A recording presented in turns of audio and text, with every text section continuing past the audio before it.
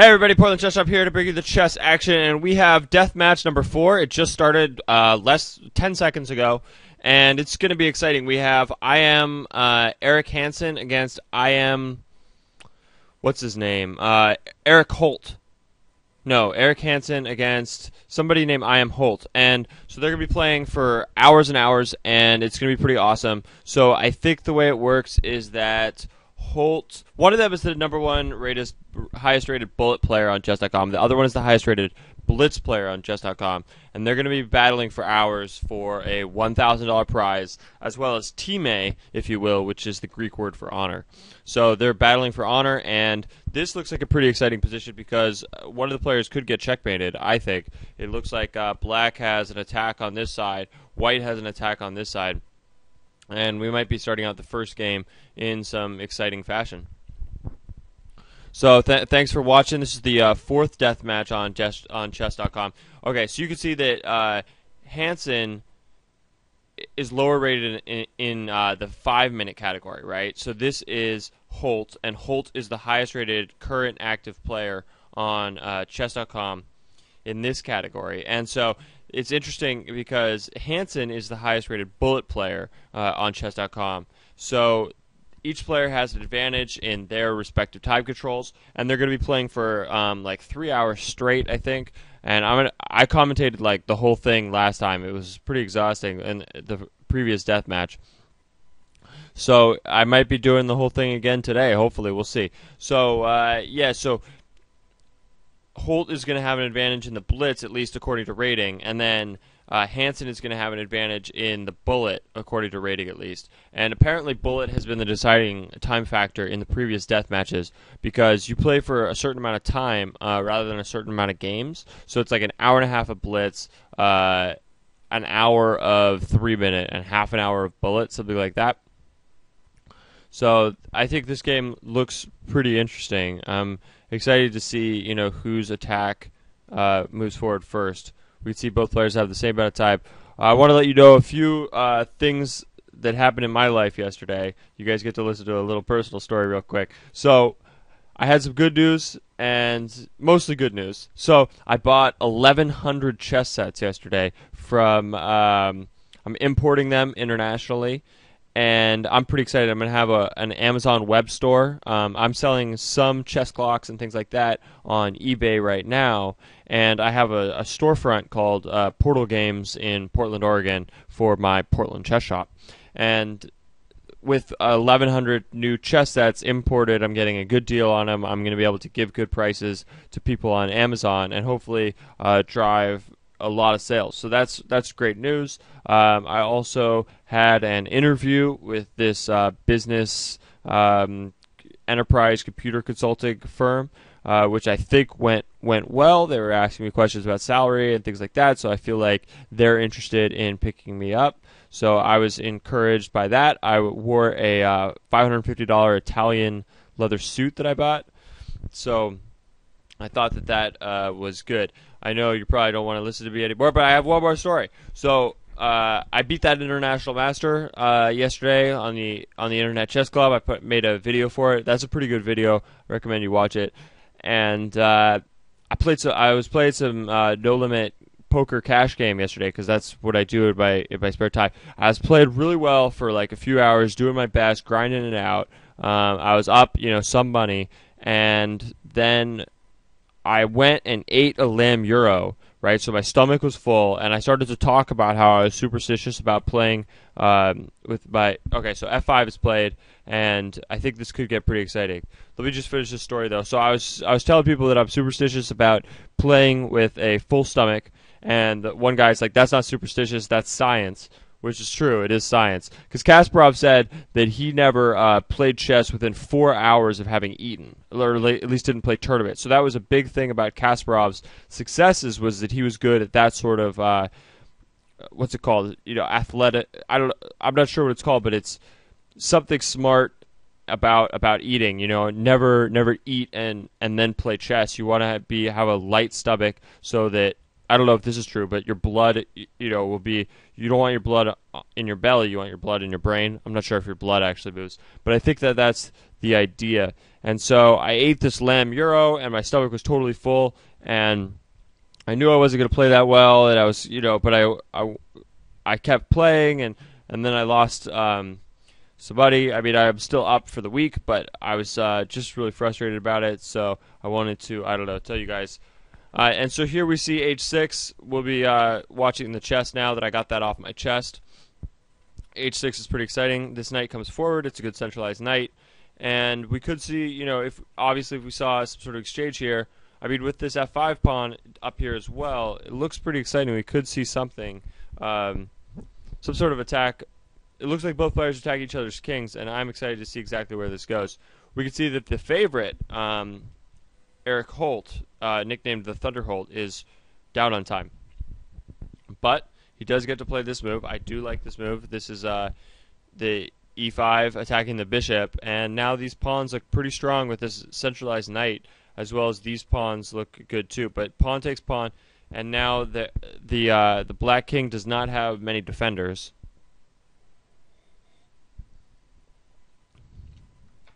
So he does decide to take because he doesn't want the queen to promote with check.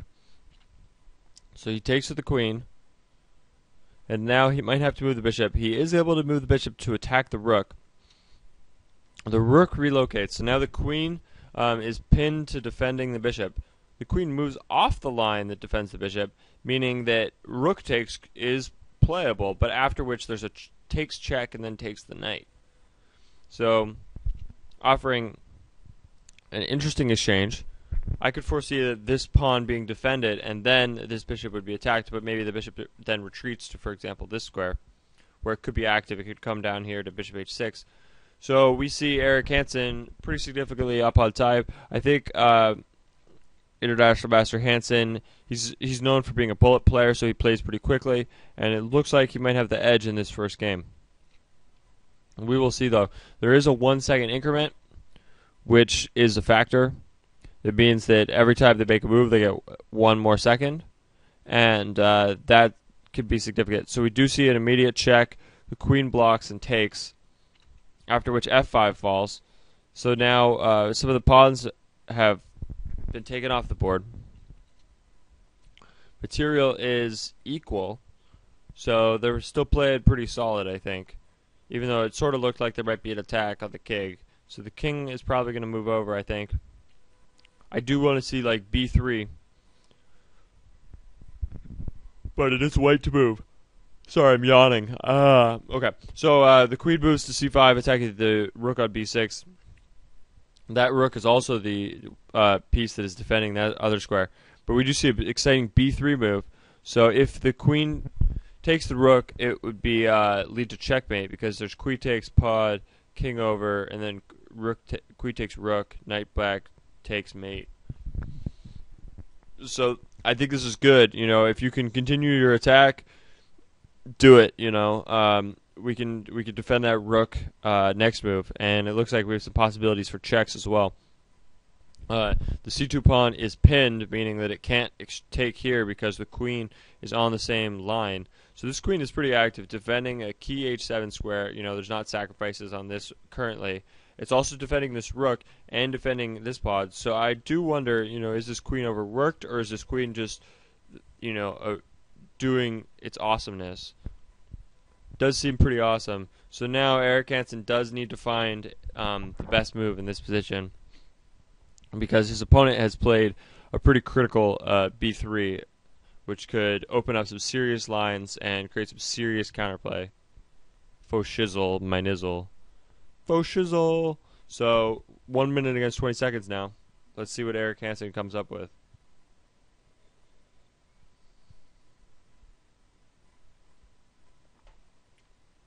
He is thinking. I think he doesn't want to play too passive, and it's hard to prevent an exchange. It seems like an exchange is imminent. But rook f3 is played, which is pretty exciting. Now the queens get excited and the king takes. So now this is an endgame type position. We do see a check, and the king will retreat, after which the rook takes the rook, and the other rook comes around to attack this pawn. And then the pawn moves up to attack the knight. The knight will probably retreat. The knight does retreat. It's 11 seconds versus 43.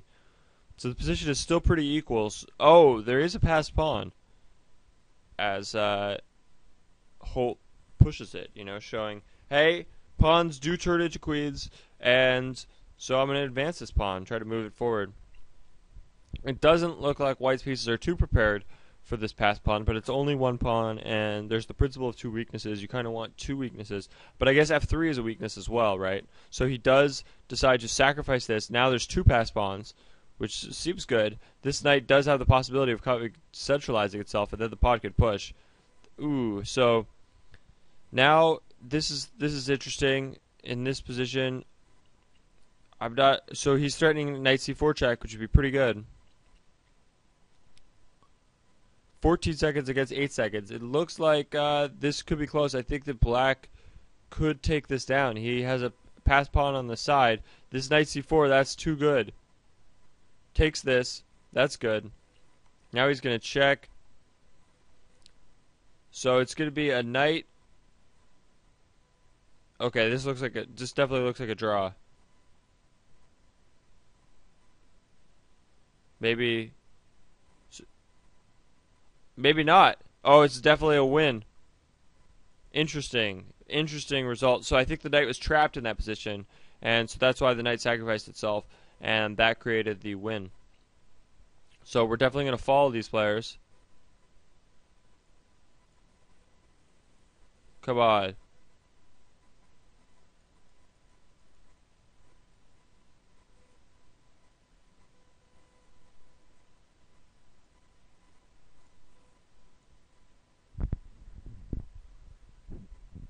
So they should be playing within seconds.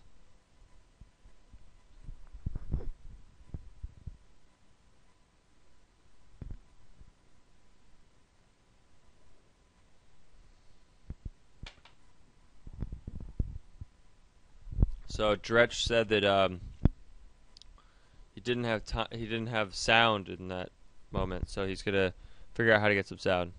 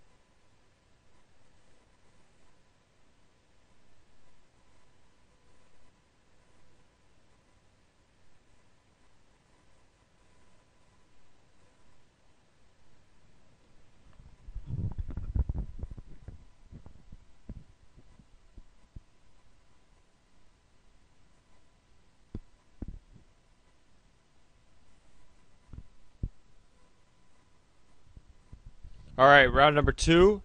We see I have the I'm like a premium member, so I'll be able to see the score. Thank goodness. So we see that Dretch is up 1-0 in a pretty close first game.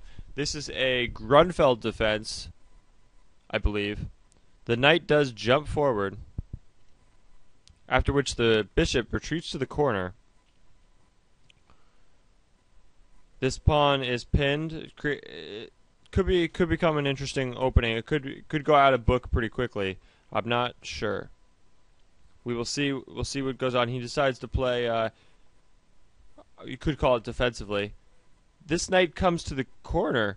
It's thinking about coming to f4. I would think an interesting way to play this position. Kind of creative. Now this bishop comes out here. This is a unique position. I'm confident of that much at this point. Interesting. So you could play knight f4 and, allow the exchange. Oh, he plays bishop g5. So this bishop wasn't doing too much in the corner, so why not threaten a trade? And then if he retreats, you can play knight f4. I like this idea. So I like, so Dretch, Mr. Holt, the Thunder Holt, showing some that he has some blitz skills, able to play unique positions, but come up with pretty creative ideas relatively quickly. So I am encouraged. The bishop moves to g7, and the knight moves to f4. I do like the knight on f4 attacking that bishop.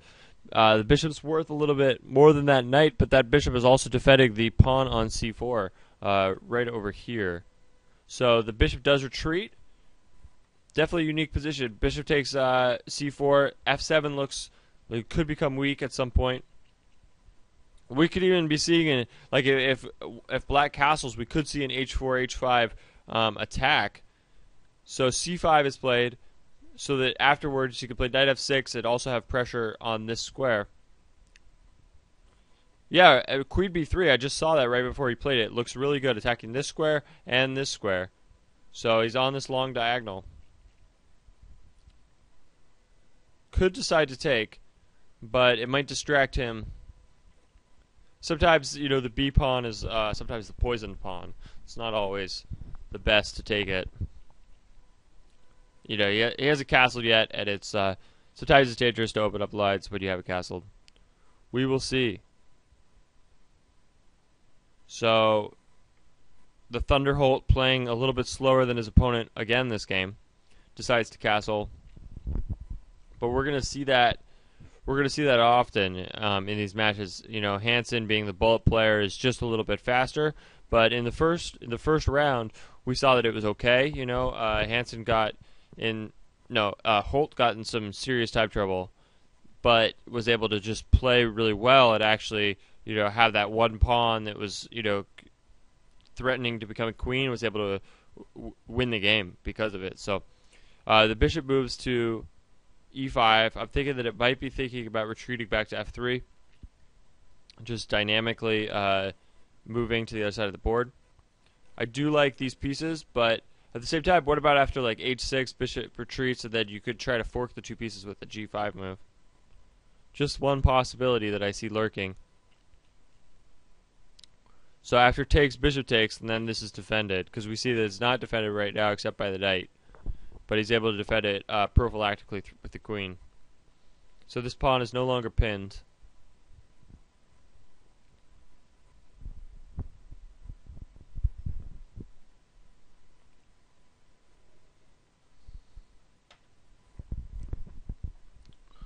The knight retreats.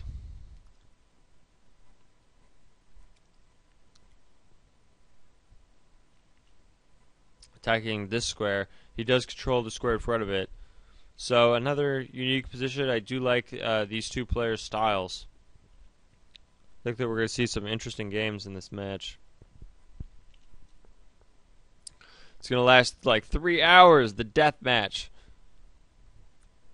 Is this knight funny? It went to the corner and then towards the center, and then now it's sort of centralized, attacking this square. Has a bunch of different dark squares that it could go to. One thing that you may or may not have noticed about knights is that knights always attack the color that's opposite the color that they're on right now. What I mean is that this knight is on a light square, and all 8 of the possible squares that it attacks are all on dark squares. Just kind of interesting, something to notice. If you see, some of those geometries in chess, I think that it can be helpful. It can help your game to see, the knight, for example, moves in almost kind of a circle. Let's draw the circle, right? I mean, it's more of a octagon. It must be an octagon, but it's not. It's not symmetric, right? Because this line is longer than this line. So it's not a symmetric octagon. This bishop is attacked. I imagine that it will move.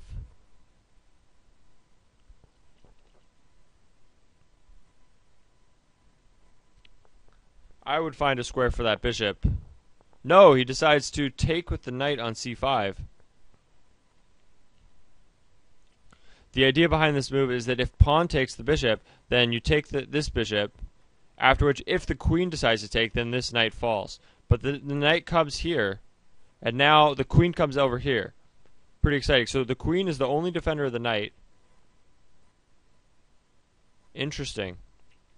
So there's going to be a knight check here. That's why the rook didn't come here, because knight check, and then the bishop's going to have to take queen takes, and it looks like you could get mated almost immediately.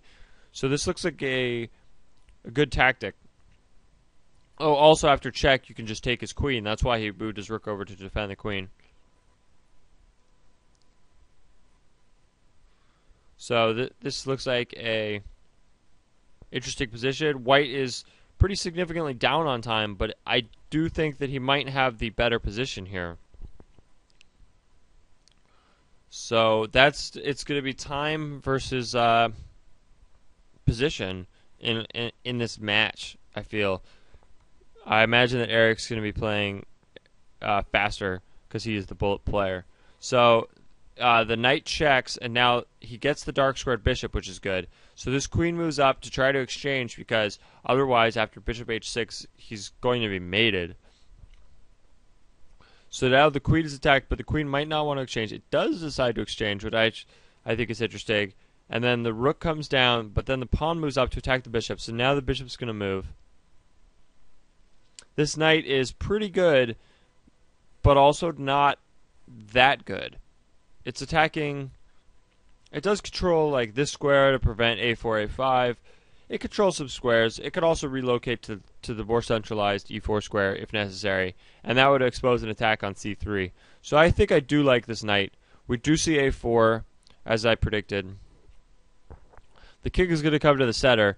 I like this. I think this makes a lot of sense. In the endgame, kings become attacking pieces, even though they're very weak in the middle game. That's why you put him in the corner and then you bring him to the center later.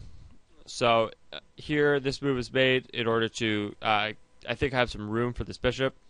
We see that these pawns are all on dark squares, which restricts the mobility of this bishop, meaning that I think this knight is better than the bishop in this position. So I would say that this position, let's see, are the pawns equal? 7 against 6. So white has another pawn. So the position's approximately equal, I think. I'm not gonna judge it one way or the other. I do see that Eric Hansen is up a minute on time, but he's using some of that time right now.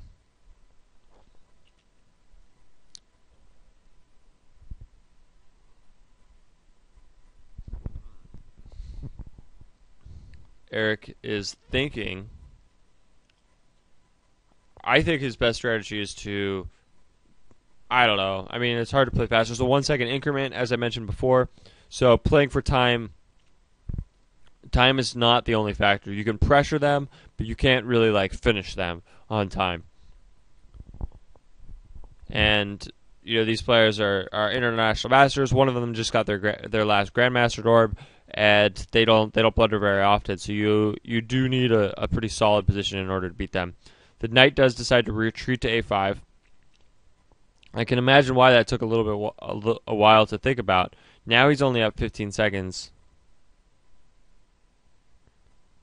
I would centralize this king a little bit more, because then this pawn is defended by the king and the rook, which could be advantageous, because then you could play rook here to double on the file, and you could actually win this pawn, I think.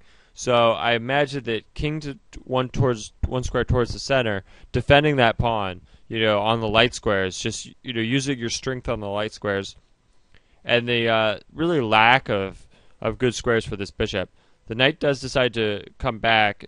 I think black is showing, what are you going to do? I have, I have a few more options than you in this position. I like playing the king up. I wonder why it's not played. They could go for a draw, but he only has 4 seconds, so I can't imagine that he's going to go for a draw. He decides to move the rook to this file, probably just making moves quickly. Here's a pawn up, and now there could be a pawn break. The king does go towards the center. I like that move. F5 is played. G4 is played. The king retreats. Now, after some exchanges, there's going to be some new open files. Takes, pawn takes. This rook comes over. Now the king might have to defend this file, but now they double on the file, which isn't good for him. Check, king retreats, and now it looks like white has possibly invaded. King back, rook over. It looks like an invasion to me. So these squares could be well protected. He could have taken here just as one option. We do see a check. Kings are coming back. Kind of exciting. The squares are pretty well defended. Both players not having too many weaknesses. The dark squares are pretty well controlled. This is interesting. Retreating the knight. There's possibilities of exchanges and things like that. The knight does decide to retreat again. Knight comes forward. Bishop moves up.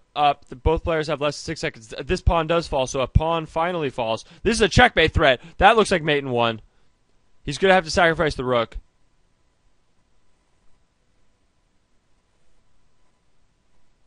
Sick. 1-1.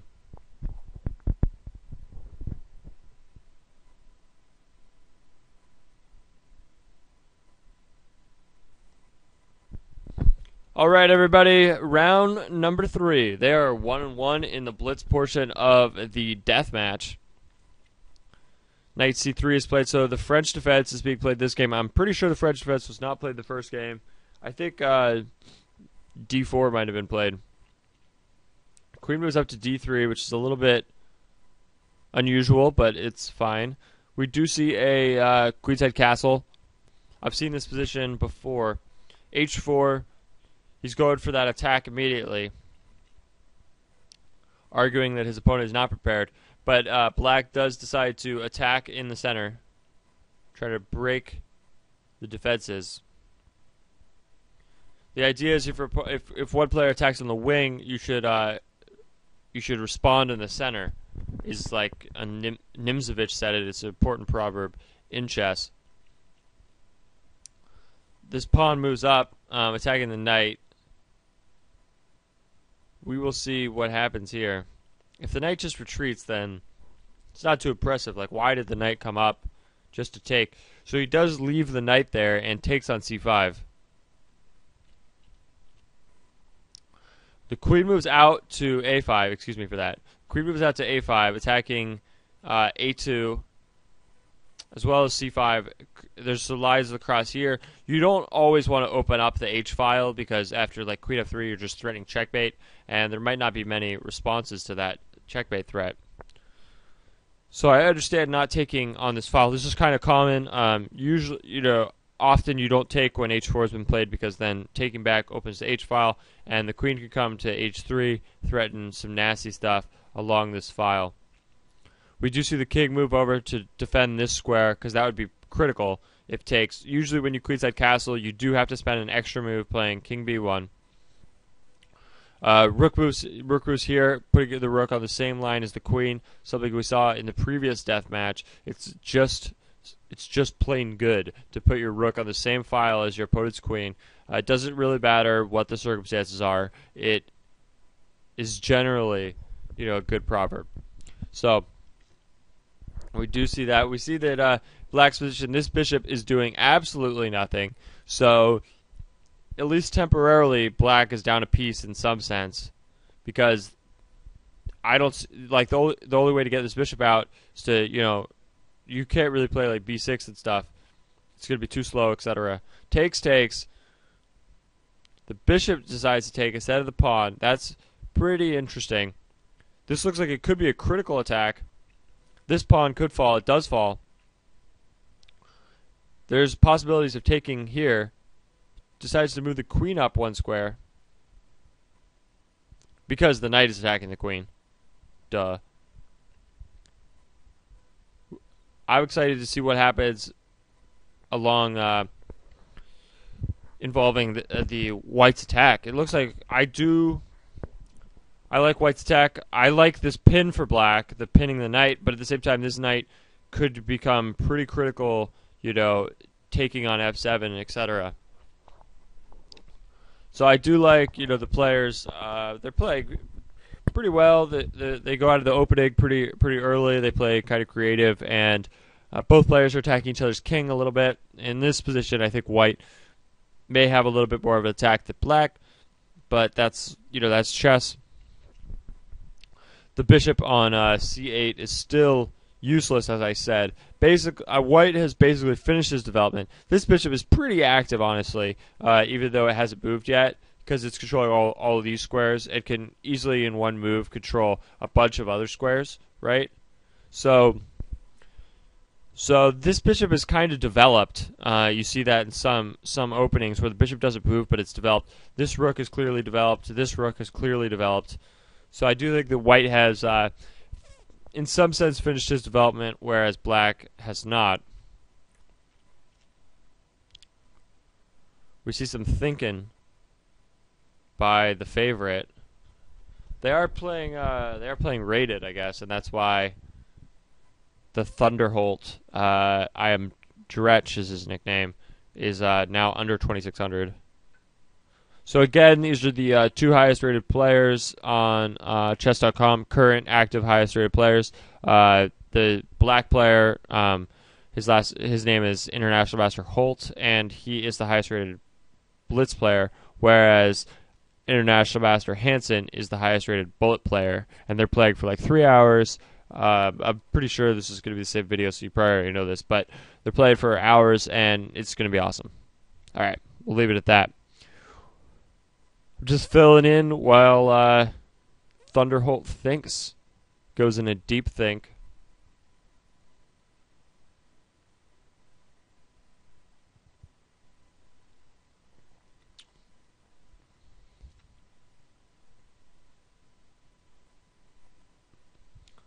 So he's probably able to look pretty deeply into the position. Decides to play e5, which is a pawn sacrifice, and then the queen takes immediately. Plays bishop e6, attacking a2.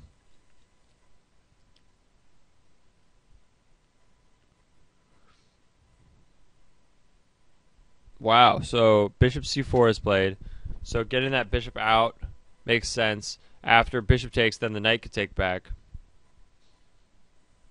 Could be some tactics, though. Yeah, that's what I was thinking. Rook takes a knight. Now queen takes. Now bishop takes here. So you get 2 pieces for the rook. And they're pretty good pieces.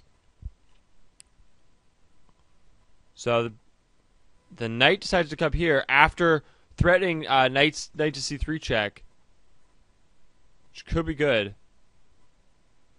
Interesting. So the queen retreats. We do see a knight check. Pretty exciting. We see takes with check. Now after bishop retreats, that could be good. But this pawn is still right here, which is an interesting factor in this position. Bishop decides to retreat to a6. Pawn takes pawn, pawn takes pawn. Black is up a piece. I would have expected the bishop to come to e6. It's just a little more centralized there. It's kind of in the corner here. Still up a piece, but maybe there's some play. I guess he really doesn't want b7 to fall. Feels like that's a critical square in his position. f4 is played because white's going to need a bigger army. You're going to need like 3 pieces to attack. But this pawn is probably a slow attacker, moving one step at a time. Can't imagine that it's fast enough. So I do see black as the heavy favorite. But that's also kind of crazy because black is way down on time. So we see the Thunder Holt using time in an interesting way. He's getting into some serious time trouble every game, but at the same time he's finding the best moves in those positions. So now he has 20 seconds, but he's up a piece. Really could go either way. The rook comes down to attack the queen. The queen has some possibilities of checks. But then again, it looks like black could get a checkmating attack if given the opportunity. So Eric Hansen has some serious time. He has more than half of his time left, and he's going to be able to play whatever he thinks is the best move.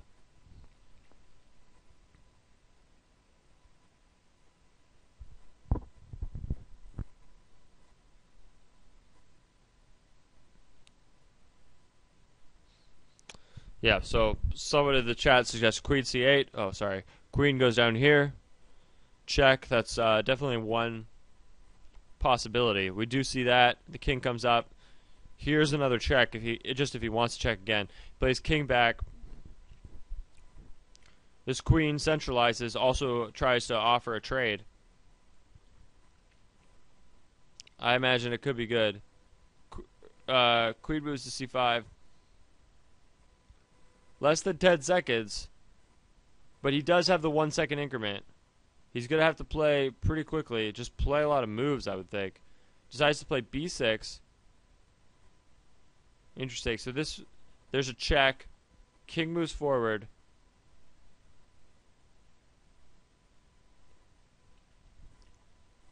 g4. Queen retreats. 7 seconds against 2 minutes, but black is up a piece for 1 pawn. These pawns are a little bit dangerous. So pretty exciting game right here. It's down to the wire. It's real close. One player in serious time trouble, while the other player has a serious material deficit. Bishop retreats. Finally, this bishop needs to get activated if he's going to take this down. So his f5 check is played. I don't think that he's going to sacrifice the bishop. He does play king forward. That's what I would expect. This queen on the dark square is controlling sub squares that are good. Look at this check. Just an interesting check. The queen moves here to attack the bishop. The bishop moves immediately. This queen is defending g4. Pawn up is played. We see another check. The king moves forward. We see the queen moving and another check. Check. I think he's going to check a few times to gain a couple seconds.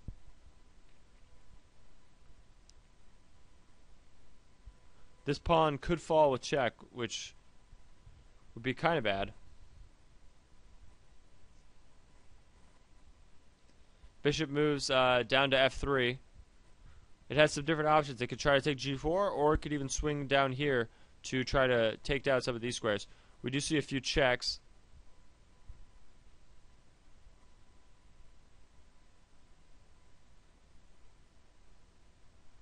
I've really got to change my Pandora station. There are some serious gangster expletives on my station. I got to thumbs down this song because I want to keep it clean. Check, check. 9 seconds, 10 seconds. We do see the black player gaining a few seconds with the increment, which is pretty critical. He would be flagged instantly.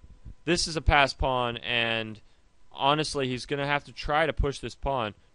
He almost loses this bishop. The king has to retreat. There's another check. King up. 24 seconds, though, so he is putting his opponent in time trouble by continuing to play quickly, not blundering anything. Here's another check. King decides to move again. Here's another check.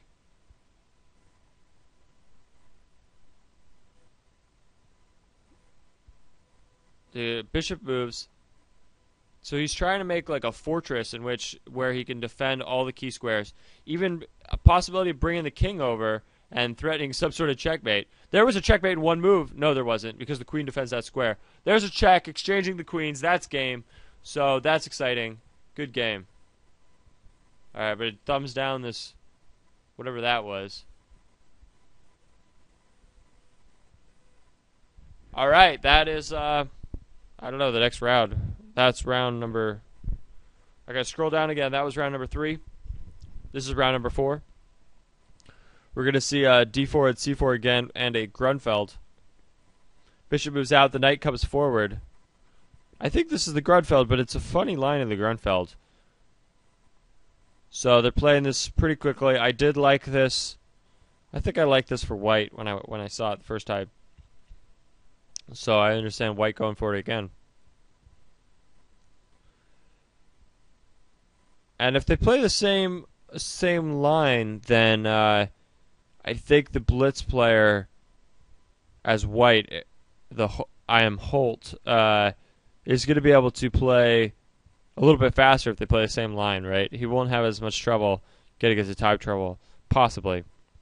So we could see queen b3 again. possibly.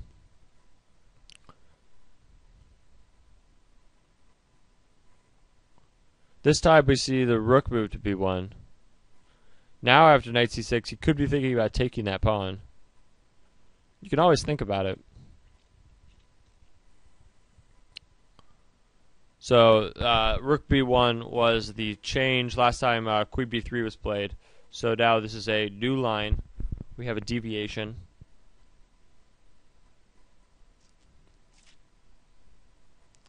It's tough to play for 3 hours. I do like this. Thank you chess.com for setting up a death match. All they give away is $1,000, but it gets the good players to play, and it's I think good advertising for their site, as well as gives me some opportunities to shoutcast some Blitz games live with some pretty strong American players.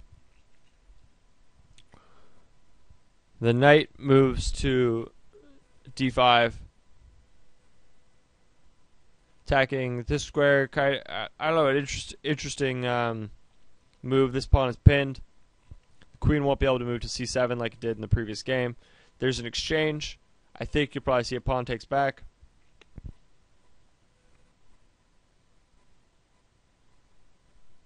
I would imagine.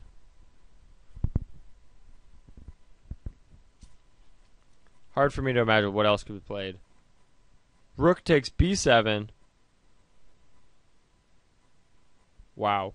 So that's, I don't know, exciting chess. h6 is played. The bishop is attacked.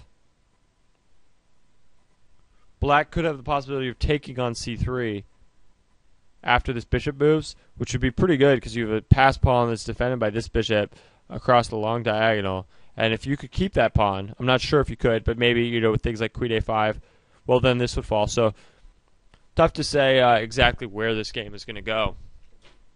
Bishop does retreat. I imagine black taking one of these pawns, possibly.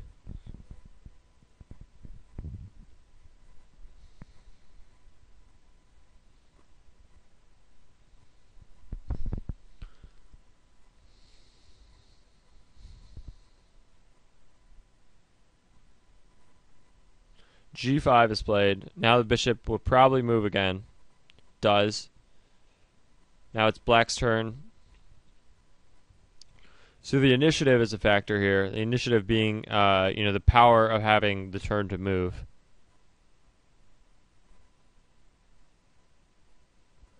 So pawn up, attacking the knight.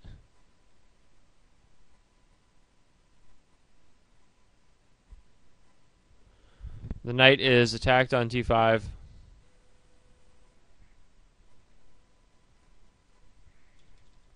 I'm going to let people in the chat know that I'll be commentating this, because apparently the commentaries are dead. Hold on, I got to type.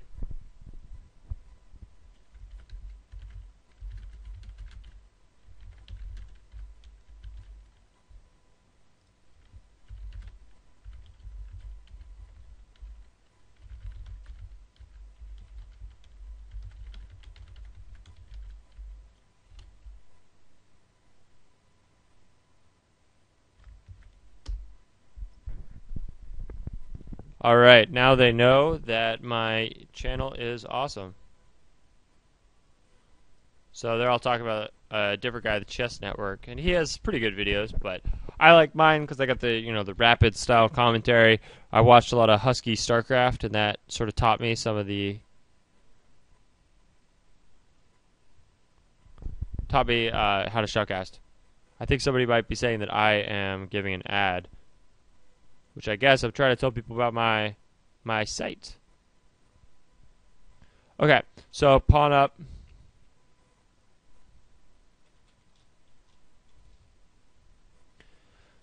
So this pawn is attacked. I think that white has been thinking for a couple minutes. Knight retreats to b4.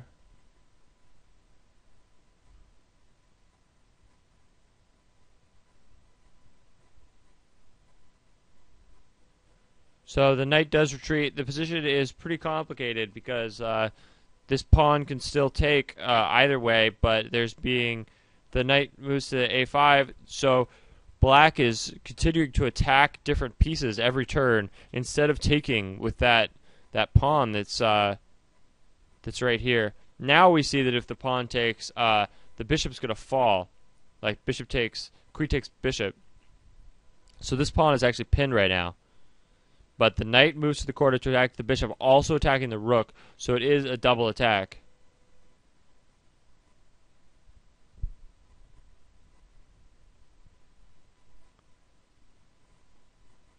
Bishop moves to a6.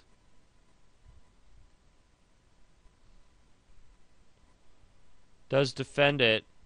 Pretty exciting game. This could really go either way. A lot of these games have been pretty close, I think. Pawn takes here, and then the bishop takes the rook. Bishop moves out to attack the rook. So I think it's been black, Eric Hansen, who's been playing in this position, keeps like not always playing the obvious move, but attacking something else. Just keeping the initiative. You're keeping, two attacks simultaneously. Now the bishop takes the rook, and the white player, the Thunder Holt, is in some serious time trouble once again. I think that Eric Hansen might have a serious advantage of the bullet, but who knows? Maybe Holt will adjust when the bullet stage comes on, because Holt has been doing pretty well in the Blitz so far. At least he's winning despite being in incredible time trouble every game. But that's chess, Sometimes that's how you do it. Pawn moves out to attack the knight. Knight retreats.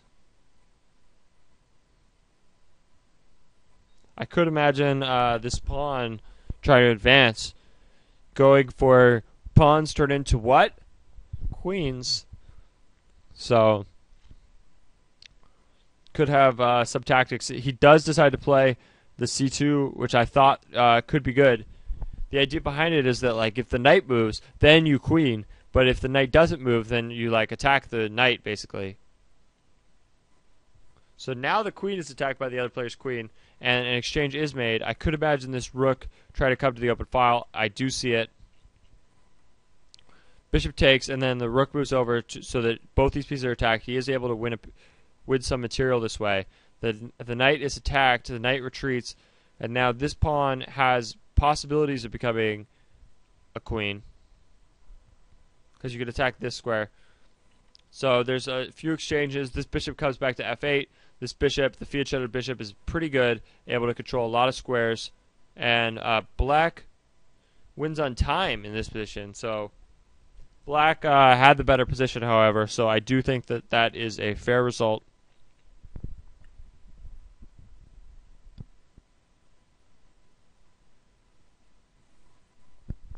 All right, I got to adjust the screen once again, and we have round number 5. It is 2-2 in a razor-close match. Every game looks like it could go either way. This is another French defense, knight f6, and we're going to see some more main lines. No, where you're not. We're going to see I think it's called the Rubinstein variation. So the way this works is you're supposed to exchange the bishop, and then I guess queen d3 is the move that he prefers. After which you just play h4 and you try to start some sort of attack. This time b6 is played. This was not played in the earlier move. c5 was played in the last game. So now the bishop has some possibility of fiat-shutting.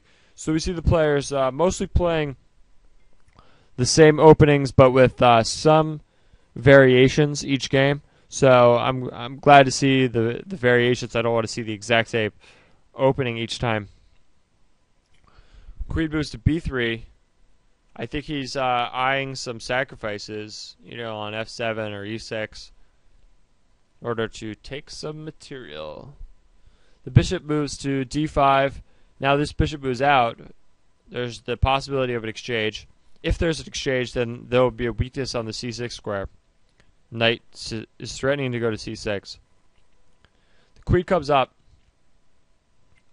going for a trade. Queens are exchanged.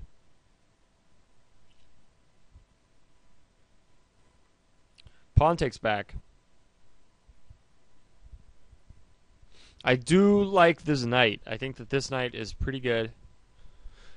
But then again, bishops are pretty awesome. You know, bishops, I like to think of them as missile pieces versus melee. Like if you played, you know, Diablo 2 or Diablo 3 is about to come out in a few weeks. I'm going to pre-order that game.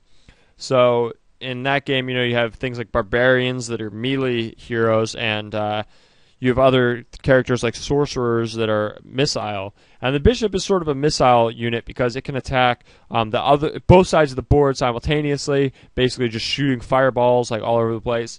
Versus the knight, which is more of like the barbarian, you know, it doesn't attack the thing immediately in front of it, but it does this like spinning move in an L shape and ends up on the square, you know, two forward and one to the side, if you will.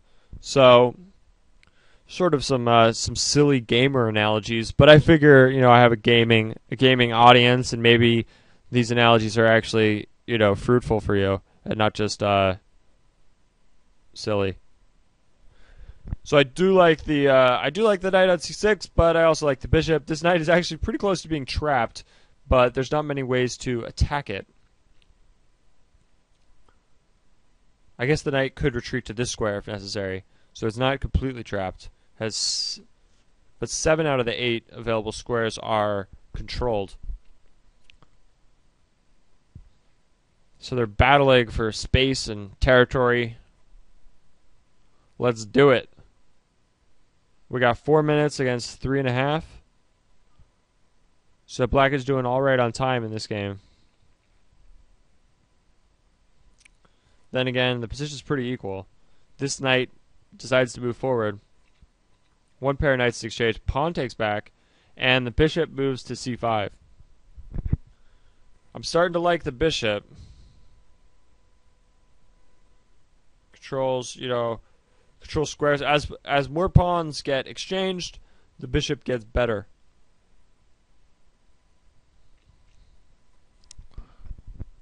b4 is played. Bishop is forced to retreat. Now there's the possibility of taking the bishop. Not saying that, you know, that's the move I would play. I'm just saying it's a possibility. h5 is played. I think it's good to get pawns advance into your enemy base, as well as get them off the light squares. King over, e6 is played immediately. This move looks like it could be good.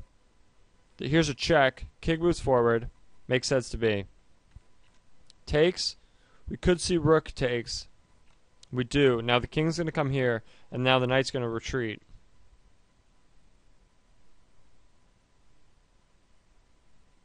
Or the rook could come to g6. So I think there's maybe a couple options.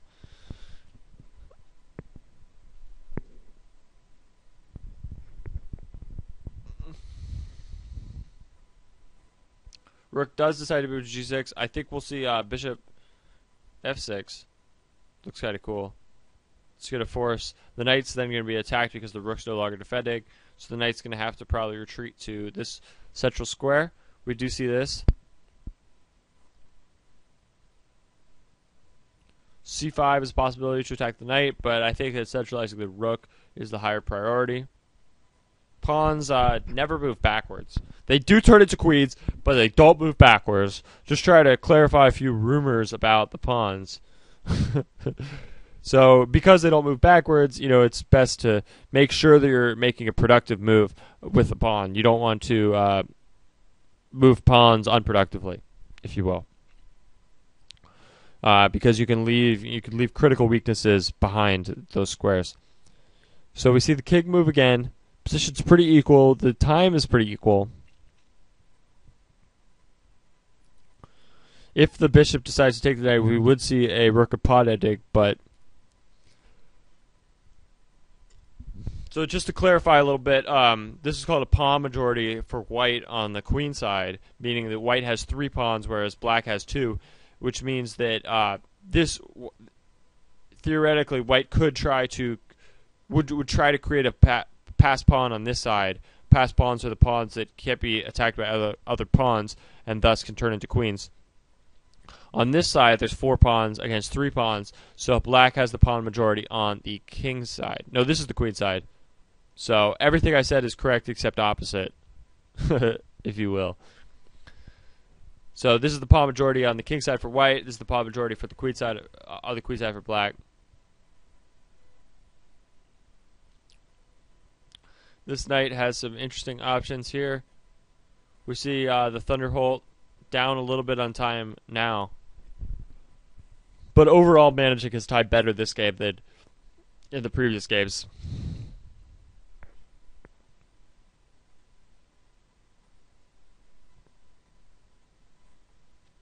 Rook moves towards the center, and g4 is played. I do like the g4 move. It looks like g5 could be pretty awesome. But this rook is going to get some activity pretty quickly. It does become active. g5 is played. There's going to be an exchange. This bishop is forced to move. We can't see h6 because then king takes rook, which wouldn't work. So we're going to have to see a good move here.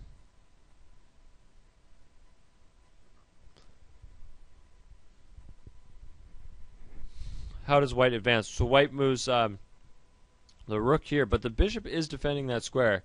This dark red bishop being pretty active at defending both sides of the board, like a sorcerer, versus this barbarian knight. Rook takes pawn, and there's a check. King moves back, rook moves over, attacking the rook. Few different options. The rook moves back to defend the bishop. Good to keep your pieces centralized whenever possible. Rook moves up a square. Now the rook is attacking some key squares. This pawn moves up 2 squares. There's a check. King is forced to go this way. I think that it would be too much danger if the king moves this way. There's like check, kick over, and possibly some mating threats. So this pawn does fall. This looks extremely critical. These pawns are very far advanced. It looks very bad all of a sudden. I think that white has this game. I mean, those pawns look incredibly dangerous. It is true that black was able to take 1 extra pawn, so he's up 4 to 2 pawns over here. But these pawns are becoming queens much sooner than these pawns. This king is at least in this part of the base, so there's some possibilities that this king can defend it. Pawn is played up. That looks correct. We might see king move over. We do. So we're going to have to see white play correctly here to try to push his advantage. King moves over. This king might be coming to this side of the board to facilitate pushing the pawn. Usually you need the king. Kings, you know, I don't have an analogy for this, but the king's king is a piece that helps these pawns move forward. You know, it's like a no, I don't have an analogy. The rook retreats, king moves forward. So this pawn is about to threaten to become a king, which is pretty dangerous. We're going to see the king move forward maybe, and then the rook come back, threatening both the checkmate and this pawn. One possibility. But as this king moves forward, there's just going to be checks from this rook back and forth. So there's some possibilities for both sides, but we do see that black is down to 8 seconds. Which isn't very much time. And the position, I think, is complicated.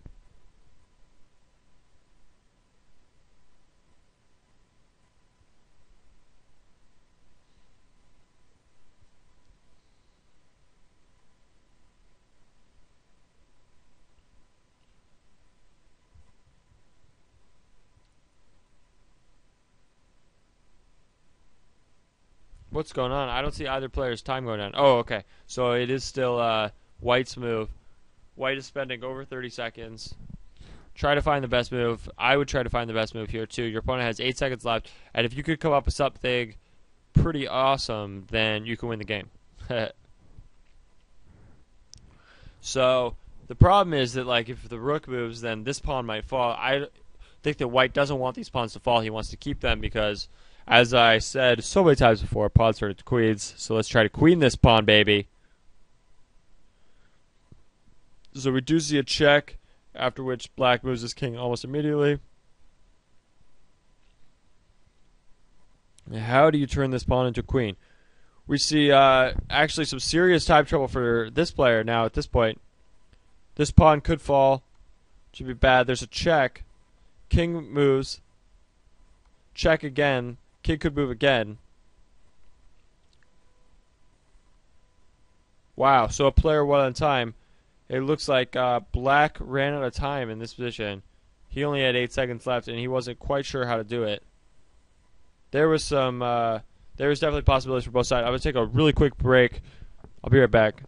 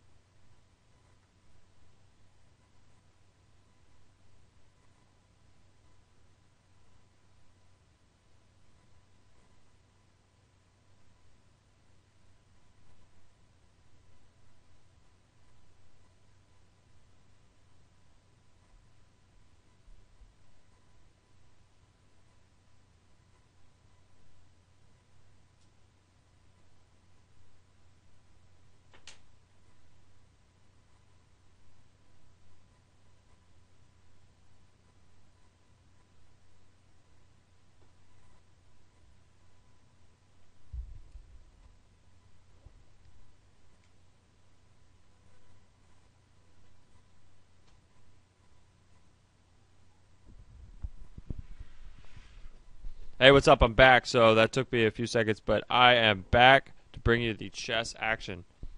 Let's do it. So I missed about 45 seconds. I saw that it was still a Grunfeld defense, but Black decided to play with a different line.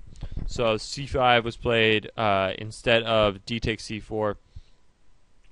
Those previous games were pretty complicated, so I do understand, wanting to mix it up. So both players knowing that they have some openings that they feel the most comfortable with, but varying exactly the move order in those openings, which makes some sense to me. I think it's totally reasonable.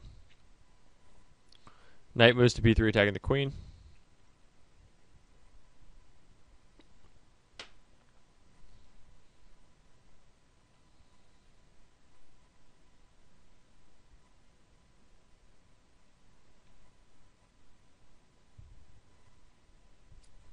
Queen moves to b4.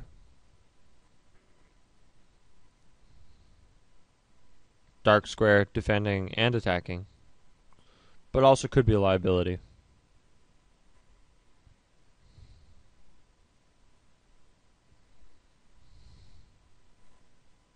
g4, attacking the bishop, creating permanent weaknesses in White's camp, but also creating a dynamic initiative.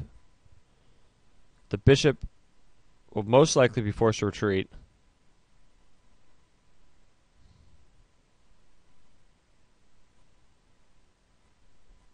I almost always support the g4 move because I'm a reckless attacker.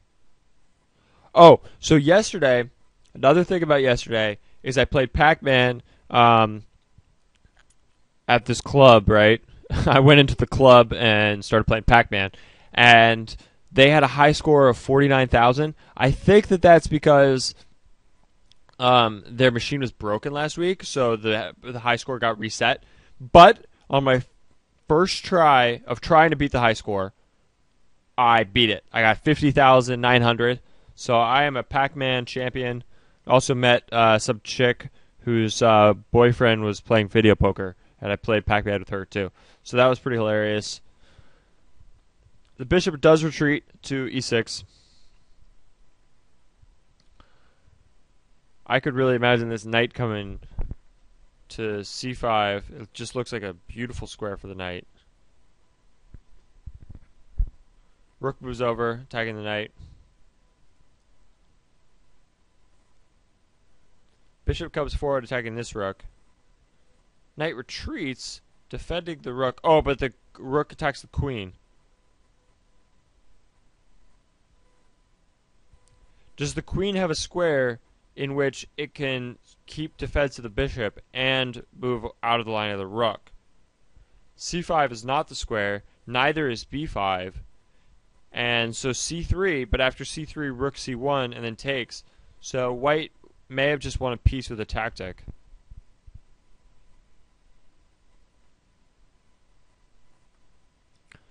So he decides to sacrifice his queen for 2 rooks. Well, that seems reasonable, right? I mean, yeah. So we do have a... Oh, he resigns. Was it really that drastic? You just sacrificed your queen for 2 pieces, I think. Oh, no, the bishop fell too, so you're down 2 points. Sure, so it's terrible. Pawn up, pawn up. We see a French defense once again. So Eric Hansen... No, it's tied 3-3 at this point. Knight takes. Now takes. We're going to see knight f3. Knight to d7, and then we're going to see queen d3. This is what he always plays. So now you guys know queen d3 is the move to play.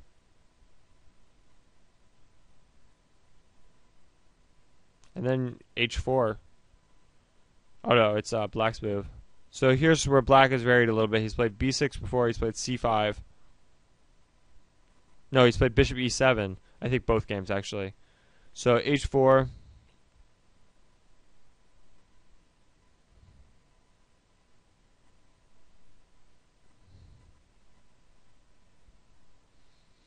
I like this opening for white. I've seen it before. I think it's kind of cool that you start playing actively as soon as possible by pushing h4, attacking h7, things like that.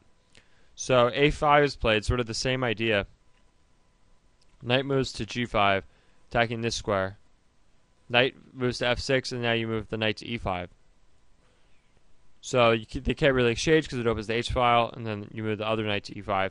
So I think we saw this in the previous game. c5 is played.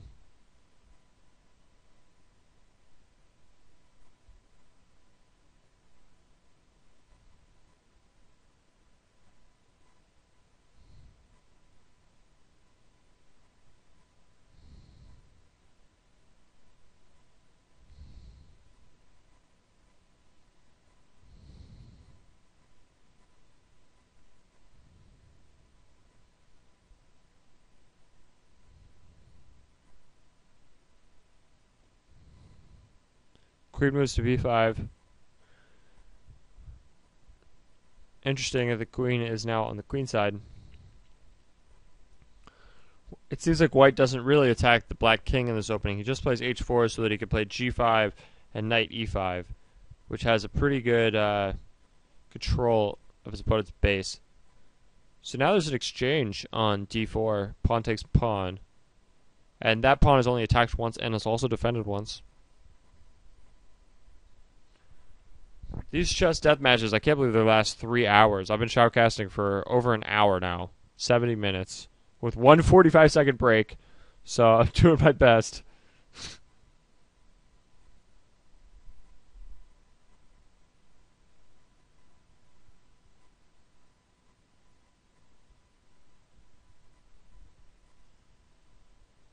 The rapper in the song I'm listening to just rhymed with disingenuously. So I think you guys might be able to guess that it's like Immortal Technique is my guess. A4. Who rhymes with disingenuously? That's a long word. That's like 4 syllables. Disingenuously. 6 syllables? I'm not very good with syllables, but it might be 6. I'm terrible at spelling, too. So, rook move to a6. So, bishop here.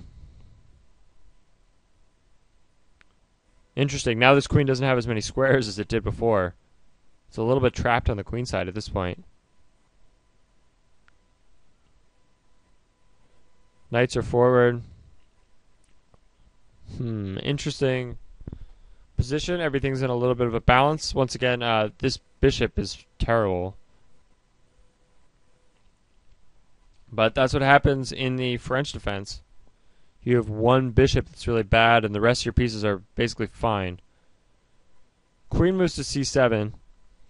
So it decided that after bishop here, now this pawn doesn't even need to be defended immediately. So you have time to play queen c7 and then the rook over to defend this square.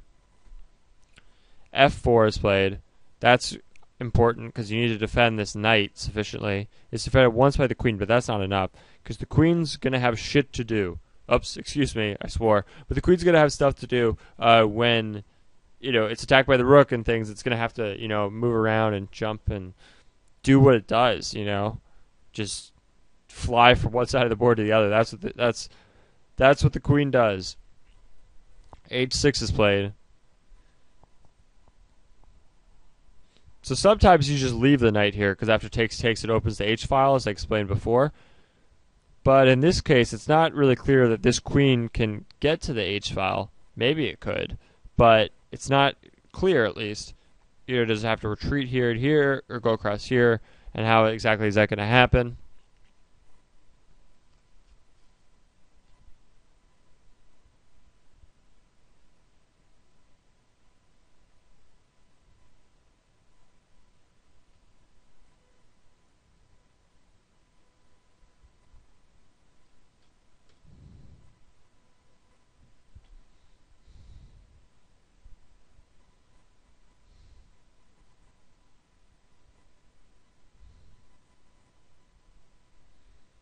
Knight boost to f3.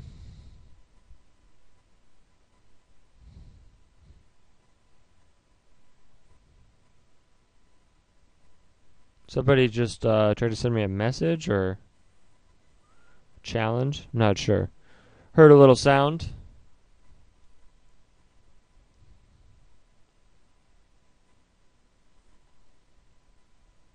Rook moves over.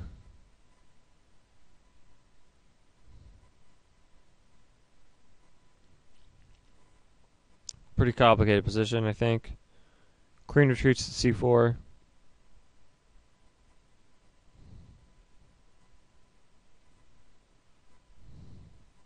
Black is up a pawn.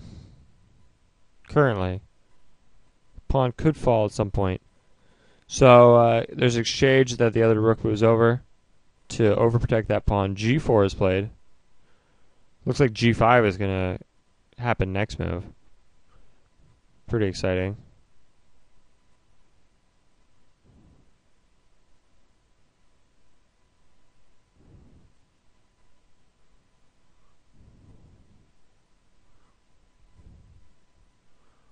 Socrates' philosophies and hypotheses. That's what Wu-Tang just said in that song. Knight moves here to e4. Rook moves over to f1. I would really like to see knight takes f7, followed by f5. Seems like it could happen. But this bishop is defending against that. The bishop is a loyal defender. This rook even went here and then across here. The pawn had to go up to make path so that this bishop could just do what it does in that square. Because honestly, the bishop is somewhat active, even though it hasn't moved and is blocked in by its own pawn. It's an important defender. Black down a little bit on time as usual.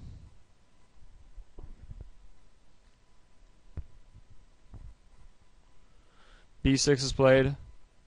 g5.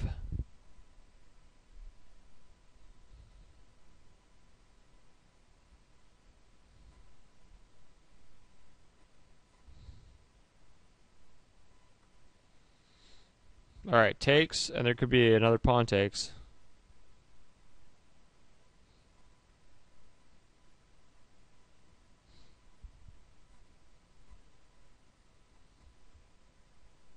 I thought that the idea was to open the h-file.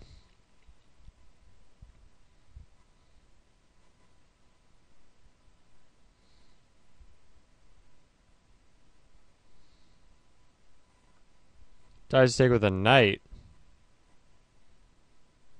Very speculative move. There's some tactics going on, though, because, for example, after f6, looks like it double attacks the two knights. Knight g6 is really interesting, attacking this bishop with check, and it can't really be taken. So, anyway, there's an exchange. This knight was attacked. This knight was actually could be relatively forced to exchange. Knight c5 might not be active enough. Takes, and now this has to be defended. So a pretty interesting move that White found after taking a little bit of a think. So f7 is pretty weak. There's just all these possibilities of taking here, getting the king on the file, and then taking. So basically all the black pieces that can defend are forced to defend. g6 is played. There's still light square weaknesses. Rook moves up. I could imagine the rook's doubling and then, some sort of sacrifice or takes on f7. This position looks like White has the initiative and Black doesn't have enough time to defend. I don't think. He's not even going to be able to use this rook to defend this square because the knight attacks that square. So this f7 is in serious trouble. He's forced to play f6, after which takes, rook takes.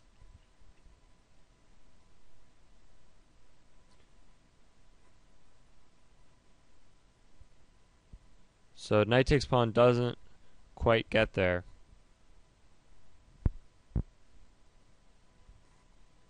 Bishop retreats. g6 is attacked.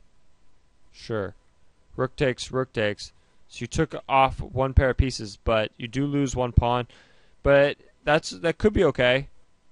5 pawns against 4 pawns. Rook moves over, so he doesn't even take this yet. Takes, might take with the bishop. It does take with the rook. This pawn falls then. Oh, you can't take with the bishop because the knight falls, clearly. King moves over, just getting off the dark squares. Because when you're in time trouble, you do not want your pieces to be of the same color as your opponent's bishop. And White wins on time. So we've seen Eric Hansen literally win on time in multiple games. He's now up in the match.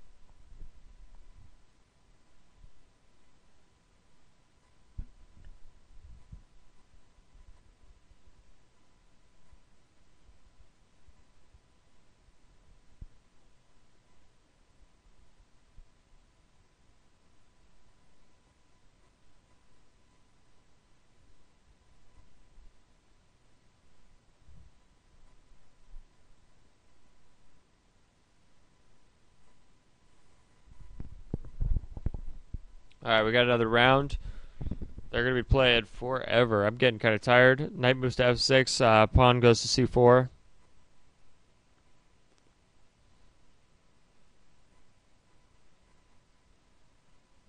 e6 is played.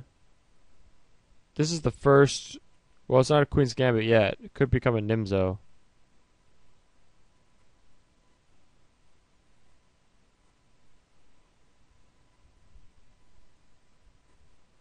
Alright, check this out. So this guy named Gargle Blaster says, Holt constantly going down on time at 5-1 is an ominous portent for the future. So portent is not a word, but I feel like I understand what the guy's saying anyway. But I'm not totally sure what word he's looking for either. But I know that portent is not a word. But he was using the word ominous, which just got him overthinking. So Eric Hansen, the bullet player, spends a lot of time deciding what opening to play. Takes. This is more of a classical line. Now Black is playing very quickly. He was playing very slowly for a moment. I think White's position is pretty good here.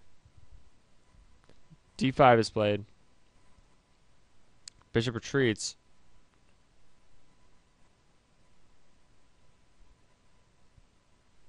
h6, preventing some sort of clever sacrifices on h7.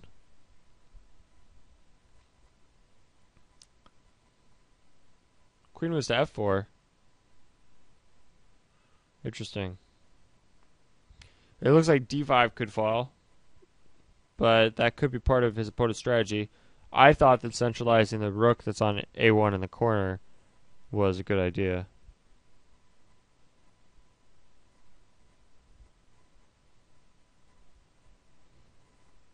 Rook moves to c8. Interesting to not take on d5. Now you can't take on d5.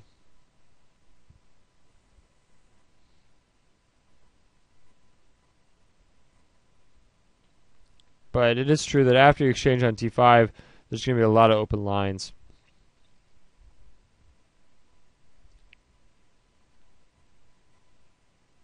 It's also funny that white can take on d5 on e6, after which the f-pawn takes, so black would have 3 pawn islands against 2, but it seems like the e4 square, the central pawn, is blocking in his own bishop while keeping this bishop pretty strong on this diagonal. So I think that's maybe why he hasn't done it yet. But he could do it in the near future. This rook would also be on the same line as this queen. h4 is played.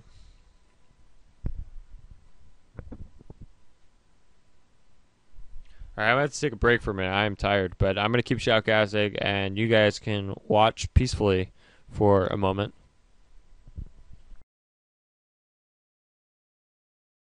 A game of chess is like a sword fight.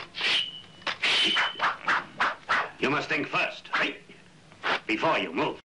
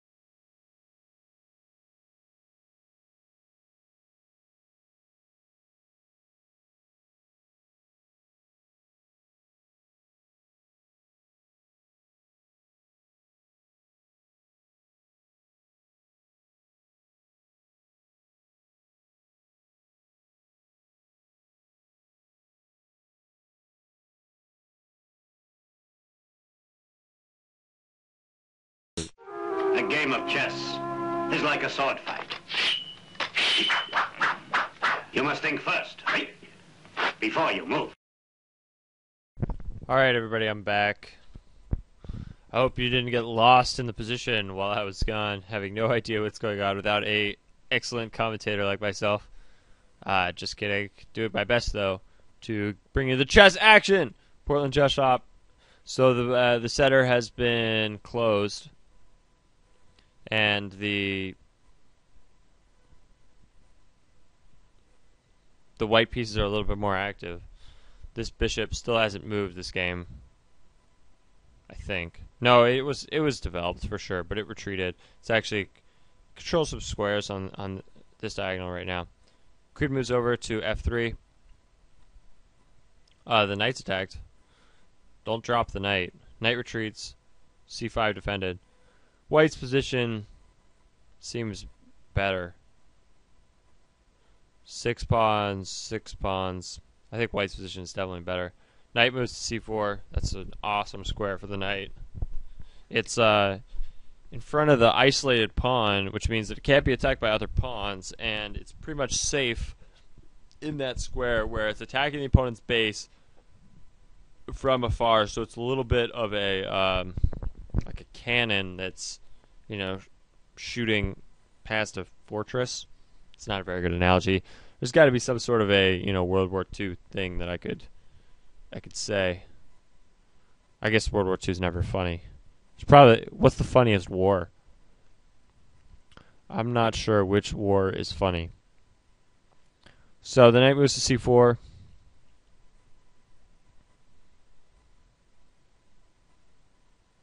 Black is down on time. This is the first game where Eric Hansen is pretty significantly down on time. That's also because white's position is awesome.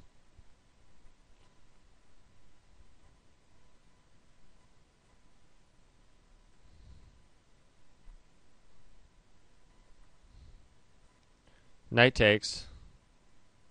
Someone said that queen f6 is a lot better, which makes sense to me.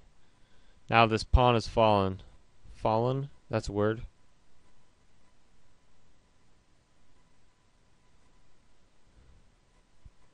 So the queen does attack the knight. So this could have been kind of a trick, because now if the knight retreats, then e4 falls, and a lot of the lines open up.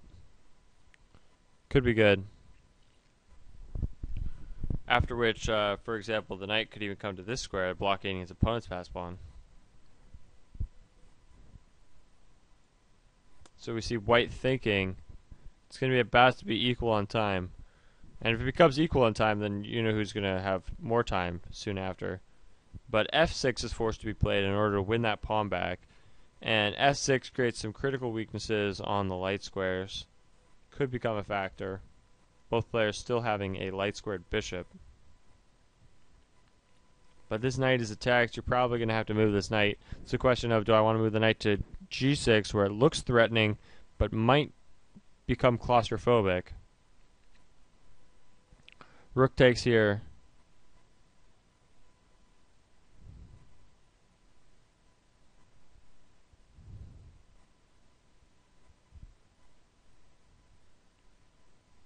So now there's 3 pawn islands, but it almost looks like there's 5 pawn islands. I mean, there's not, but g3 is likely going to be forced to be played, after which this king is going to be pretty exposed. Is this king exposed? Well, there's light square weaknesses. The rook is attacked. This pawn is defended by the knight. This pawn is not attacked.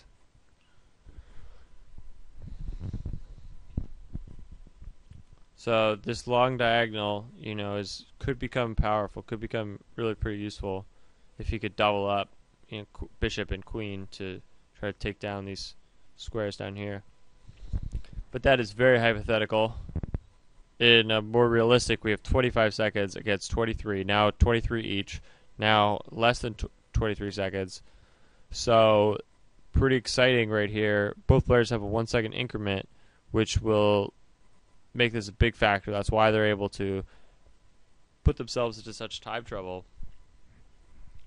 Bishop retreats. Knight comes out. H5 or 6 or something. H5. The bishop is able to contest the diagonal, is I think what it's called. Rook comes down. Bishop retreats. Check.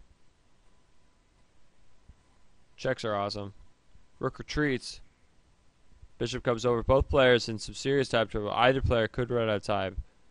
It's more likely white, though, who's now down to 2 seconds, down to 3 after this. After he plays, there's a check. King moves over immediately. Exchange. Takes. Queen invades. I do like this. Knight f5 is a possibility. Queen retreats. 2 seconds against 1. I think that the bullet master, Eric Hansen, has an advantage in this sort of time scramble. Pretty exciting. But now the other player is up on time, but it could move forward. Who won? Oh my God, Dretch won on time in a position in which, oh, he was threatening mate in 1. Wow. Good game. I think that is an hour and a half of Blitz, so that's the end of the Blitz stage. So I'll be back. I'm going to be bringing you the 3-minute and the 1-minute, I guess. Whole lot of chess. So hopefully you guys, view this, like this. If you do, please, let me know. Give me a thumbs up, subscribe, etc. Because I'm, doing my best, giving you 90 minutes of deathmatch chess action. So Portland Chess Shop. Thanks for watching. Bye.